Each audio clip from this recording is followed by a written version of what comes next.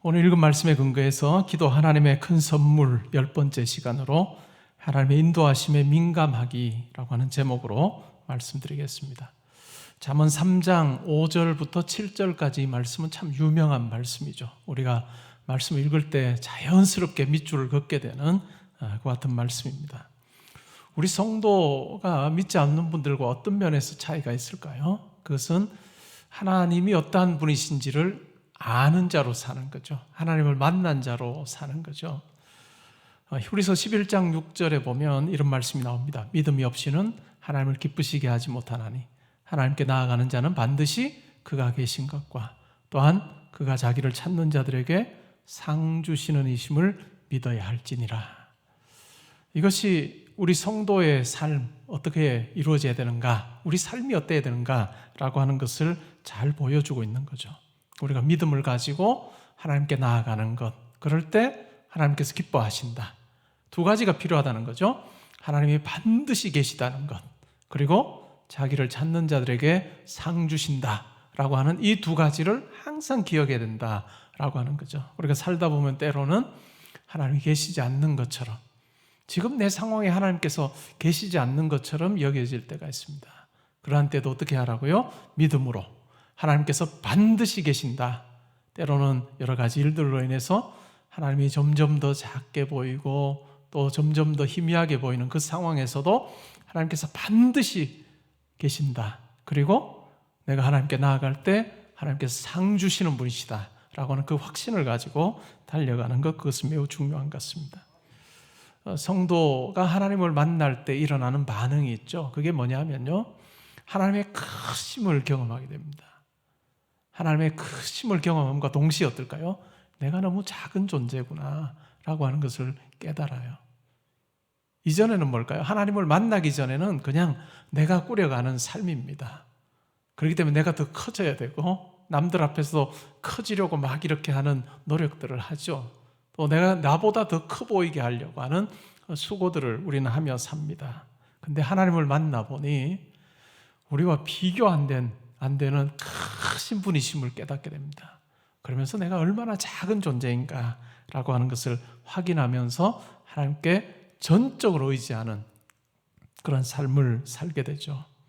오늘 읽었던 이 말씀은 우리 신앙생활의 북극성과 같습니다. 밤하늘에 북극성이 있죠.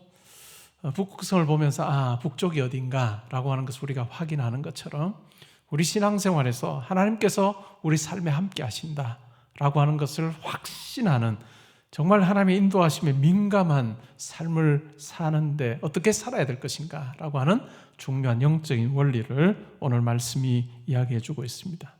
저는 본문에서 두 가지 원리를 함께 생각해 보기를 원합니다. 첫 번째 원리는 마음을 다하여 여호와를 신뢰하는 것이다. 정말 하나님의 인도하심에 민감한 삶을 살기를 원하느냐? 그러면 마음을 다하여 하나님을, 여호와를 신뢰하는 것이 중요하다. 하나님을 마음을 다하여 신뢰하면 자동으로 뭘까요? 자기 명철을 의지하지 않게 됩니다. 왜냐하면 하나님이 얼마나 크신 분이신지를 알기 때문에 내 마음이 나뉘어지지 아니하고 정말 하나님만을 신뢰하게 될 때 우리는 전적으로 그리고 절대적으로 하나님만을 의지하는 자로 우리는 살 수 있습니다. 골로새서 2장 6절에 이런 말씀이 나와요. 그러므로 너희가 그리스도 예수를 주로 받았으니 그 안에서 행하되. 우리가 그리스도 예수를 주로 받았으면 그 안에서 살아야 된다. 그 안에서 거하는 삶이어야 된다라고 이야기합니다. 우리 성도의 삶은 내 생각 플러스 하나님의 도움이 아니에요. 내가 생각하는 어떤 것에 하나님께서 도와주시면 좋겠습니다 라고 하는 것이 성도의 사고방식이 아니라는 거죠. 하나님의 인도하심에 전적으로 신뢰하는 것이 필요합니다. 우리 기도 속에 하나님의 뜻이라면 무엇이든지 제가 순종하겠습니다. 그리고 그것이 가장 선한 것인 줄 믿습니다. 그리고 더 나아가 하나님께 제 삶을 드립니다. 하나님께 제 삶을 드립니다 라고 하는 그와 같은 고백이 있을 때 하나님께는 참 기뻐하십니다. 우리가 살면서 사람이 어떤 누군가가 우리에게 내가 내 삶을 당신께 드릴게요 라고 하면 우리 굉장히 부담스러워합니다. 이 사람이 뭔 뜻이 있어서 먼 꿍꿍이가 있어서 우리에게 이렇게 하나라고 하는 생각이 들기도 하죠. 근데 하나님은 그렇지 않아요. 하나님은 우리가 하나님께 제 삶을 드리기를 원합니다 라고 하는 그 고백이 있을 때 하나님께서는 얼마나 기뻐하시는지 모릅니다. 낭떠러지가 있었습니다. 어떤 사람이 길을 가다가 낭떠러지에서 떨어져 버린 거예요. 낭떠러지에서 막 떨어지다가 정말 불행 중 다행으로 낭떠러지에 삐져나와 있는 그 나뭇가지를 붙잡게 됐습니다. 대롱대롱 매달려 있겠죠. 그러면서 큰일 났잖아요. 그러니까 낭떠러지 위를 보면서 거기 누구 없어요? 도와줘요, 도와줘요 이렇게 막 외쳤습니다. 근데 하나님께서 말씀하세요. 내가 여기 있어. 근데 네가 잡고 있는 손 좀 놔봐. 그래서 곰곰이 생각하다가 다시 이야기해요. 거기 위에 다른 사람 없어요. 이게 우리인지 몰라요. 하나님 앞에 전적으로 순종하고 신뢰하는 것, 과연 그와 같은 삶을 내가 살고 있느냐, 마음을 다하여 여호와를 내가 신뢰하는 삶을 살고 있느냐 하는 부분 우리가 한번 살펴보면 좋을 것 같습니다. 이 말씀을 우리가 읽으면서 그냥 우리 귀로 듣지 말고 과연 내가 이 말씀대로 살아왔고 지금 살고 있는가 하는 부분을 말씀의 거울에 한번 비춰보는 그런 시간이 되면 좋겠습니다. 서커스에 고개사들이 있습니다. 공중제비 도는 사람들이 있죠. 이 스포트라이트는 항상 이렇게 공중제비 도는 사람에게 많이 가 있죠. 근데 이쪽에서 공중제비 돌아서 이쪽에 있는 사람과 이렇게 손을 잡는 그런 제비 도는 그런 동작들이 있죠. 근데 여기서 공중제비를 돌아서 이쪽에 있는 사람 손을 잡을 때 철칙이 하나 있습니다. 그게 뭘까요? 공중제비 도는 이 사람이 상대편에서 자기를 잡아주는 사람의 손을 잡으려고 해서는 안 됩니다. 자기가 그냥 잡으려고 손을 막 이 사람의 손을 보면서 잡으려고 막 하면 결국은 떨어지게 되어 있습니다. 철칙이 뭘까요? 그냥 공중제비 도는 사람은 자기를 잡아줄 사람, 자기를 받아줄 사람에게 그냥 손을 그대로 맡기는 거예요. 움직이지 않고 쭉 편 상태로 그냥 쭉 맡길 때 잡아주는 사람이 잡아줄 수 있는 거죠. 우리가 하나님을 신뢰한다는 것도 그와 같은 것 같아요. 전적인 신뢰. 우리의 기도의 내용에, 우리의 삶에 정말 공중제비 고개사와 같은 그런 맡김이 있으면 좋겠다라고 하는 생각이 있습니다. 여러분의 지금의 기도 속에 하나님 제가 계획한 것 이겁니다. 하나님 살짝만 도와주시면 이 일 잘 될 줄 믿습니다 하는 기도 이제 내려놓고 하나님께서 이 일 가운데 함께 하실 때 가장 선한 응답, 가장 선한 것이 주어지리라 믿습니다라고 하고 전적인 신뢰를 하는, 이 전적인 신뢰 가운데 여러분의 염려와 걱정과 근심도 다 이 전적인 신뢰라고 하는 것 아래 다 묻히고 하나님만 바라보는, 정말 마음을 다하여 여호와를 신뢰하고 의지하는 그 같은 모습이 있으면 좋겠습니다. 두 번째 원리는 범사의 글을 인정하는 것입니다. 그래야만 하나님께서 너희 길을 지도하시리라 이렇게 말씀하세요. 범사가 뭘까요? 매일의 순간순간의 삶 가운데서, 매일의 삶에서 우리가 하나님을 인정하는 것, 그것은 참 중요하다라고 하는 거죠. 어떤 상황에서도 우리에게 주어지는 매일매일의 삶에서 하나님을 인정하는 것, 그것은 참 중요하다라고 하는 것입니다. 이 매일매일이 모여서 우리의 삶이에요. 그냥 하늘에서 뚝 떨어지는 게 아닙니다. 우리 인생은 매일매일의 수고와 매일매일의 또한 신앙생활의 결과물이 바로 우리 인생이라 할 수 있습니다. 우리 매일의 삶에서 우리가 하나님을 인정하는 것 참 중요해요. 우리 공부하는 자리에 있을 때 하나님을 인정하는 것 중요합니다. 일할 때도 하나님을 인정하는 것 중요하죠. 만남의 자리에 있을 때도 하나님을 인정하는 것이 중요합니다.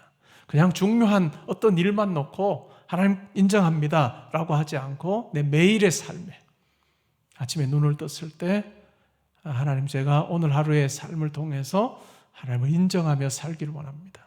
하나님과 함께 하기를 원합니다. 하나님이 내 삶 가운데 개입하고 계심을 제가 분명히 고백하며 오늘 하루를 살기 원합니다 라고 하고, 그러고 나서 그냥 노는 게 아니죠. 최선을 다하는, 그 안에서 최선을 다하는. 우리에게 맡겨주신 그 자리, 다른 사람이 보든 안 보든 최선을 다하는, 공부하는 학생도 마찬가지죠. 자기의 그 공부하는 자리에서 최선을 다하는 것.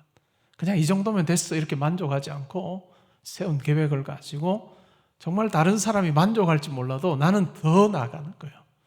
더 나아가는 거예요. 우리가 신앙생활을 하면 할수록 우리는 더 어떤 면에서 하나님 앞에 철두철미해져야 돼요. 철두철미. 하나님께 맡겼으니 그냥 느슨하게 하나님 내가 범사에 인정하니 그냥 하나님 마음대로 이게 아니라 하나님을 인정하면 인정하는 자일수록 내가 어떻게 내 삶을 하나님 앞에 최선을 다해서 드릴 수 있을까? 최선을 다해. 학생도 마찬가지고 일하는 사람도 마찬가지고 우리가 어떤 형편에 있든지 간에 최선을 다해낼 수 있어요. 여러분 일하시면서 정말 신앙생활 하시면서 만족해야 하지 않으신 적이 많으실 거예요. 하나님 정말 이렇게 한 것도 좋지만 정말 하나님 앞에 더 좋은 모습으로 아버지 앞에 나아가기를 원합니다. 이 불만족, 거룩한 불만족이 우리 가운데 있는 것은 매우 중요해요. 우리의 매일의 삶에서 어떤 상황에서 일이 잘 될 때, 실패할 때, 건강할 때, 병들었을 때, 젊었을 때, 또 나이 들었을 때 어떤 상황에서도 범사의 그를 인정하는 것, 이것이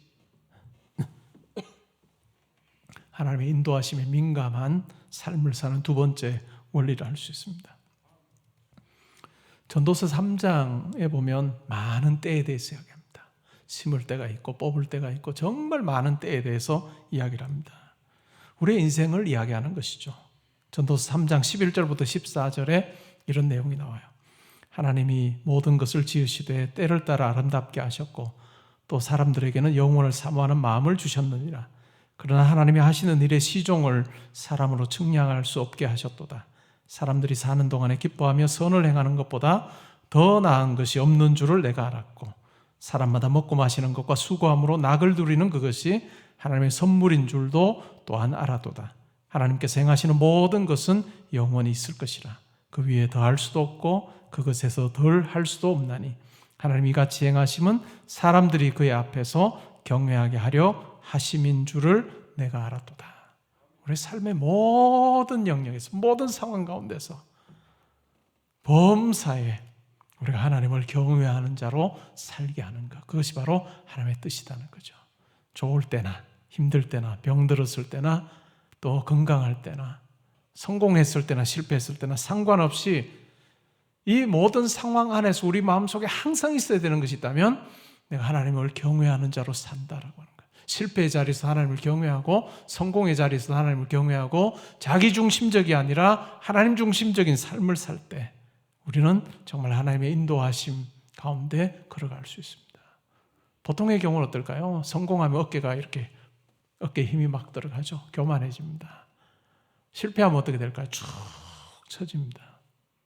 다 자기 주관적이에요. 자기 중심적이에요. 근데 성도는 뭘까요? 정말 하나님 앞에서 하나님을 경외하며 사는 자로 살 때는 성공해도 겸손한 거예요. 그리고 실패해도 낙심하지 않고 하나님 앞에서 담대하게 믿음의 길을 걷는 것, 그것이 바로 우리 성도의 삶이다라고 하는 것을 오늘 이 말씀을 통해서도 우리가 확인해 볼 수 있습니다. 여러분 자녀를 위해서 어떤 기도를 하고 계십니까? 여러분 후손을 위해서 어떤 기도하고 계십니까? 정말 하나님 나라의 귀한 일꾼 되게 해달라라고 하는 기도를 여러분 하십니까? 하나님 제 아들, 딸이 정말로 경제적으로 걱정 없이 살게 해주십시오. 직장에 들어가게 해주세요. 결혼하게 해주세요. 건강하게 해주세요. 존중받는 삶 살게 해주세요. 혹시 그 기도만 하고 끝내지 않아요? 정말 하나님 나라의 일꾼 되게 해주십시오. 하나님 앞에서 존귀한 자 되게 해주십시오. 하나님 앞에서 일꾼 되게 해주십시오 라고 하는 기도를 얼마나 하고 계십니까? 만약에 안 하셨다면, 아니 약하게 하셨다면 오늘 이 말씀을 들으면서 내가 이제 제대로 기도해야 되겠다 하는 마음 가지고 한번 기도해 보시면 좋을 것 같습니다.